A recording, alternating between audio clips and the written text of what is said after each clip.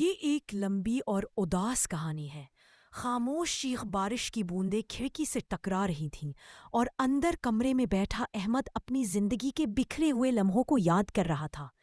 کبھی یہ کمرہ قہقہاؤں سے گونجتا تھا، ایسی خاموشی جو چیخ چیخ کر درد سناتی ہے۔ احمد ایک عام سا لڑکا تھا، مگر اس کے خواب بہت بڑے تھے۔ وہ چاہتا تھا کہ اس کے والدین اس پر فخر کریں، کہ اس کی ماں مسکرا کر کہے، میرا بیٹا کامیاب ہو گیا ہے۔ مگر قسمت نے اس کے لیے کچھ اور ہی لکھ رکھا تھا۔ اس کے والد ایک معمولی سرکاری ملازم تھے، ایماندار مگر کمزور دل کے۔ دفتر کی سیاست، رشوت کا نظام اور جھوٹ کی دنیا نے انہیں اندر سے توڑ دیا تھا۔ ایک دن وہ خاموشی سے گھر آئے، ماں کی آنکھوں میں آنکھیں ڈالی اور بس اتنا کہا، اب ہمت نہیں رہی۔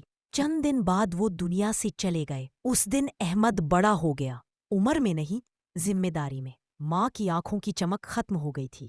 وہ ہنسی تو تھی، مگر آنکھیں نہیں ہنستی تھی۔ احمد پڑھتا، کام کرتا، راتوں کو جاگ جاگ کر خوابوں کو سینے میں دفن کرتا رہا۔ پھر اس کی زندگی میں زینب آئی، زینب جو مسکرا کر دکھ کو چھپا لیتی تھی، جو احمد کی تھکن دیکھ کر خاموشی سے اس کے لیے چائے رکھ دیتی تھی۔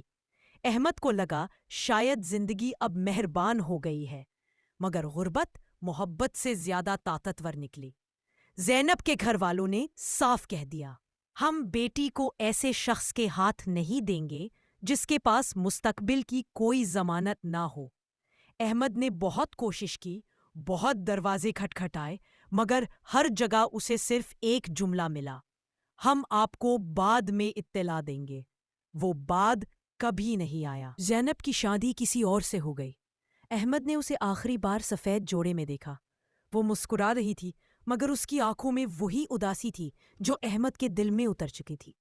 اس رات احمد بہت رویا، مگر آواز نہیں نکالی، کیونکہ کچھ آنسو ایسے ہوتے ہیں جو بہنے سے پہلے ہی مر جاتے ہیں۔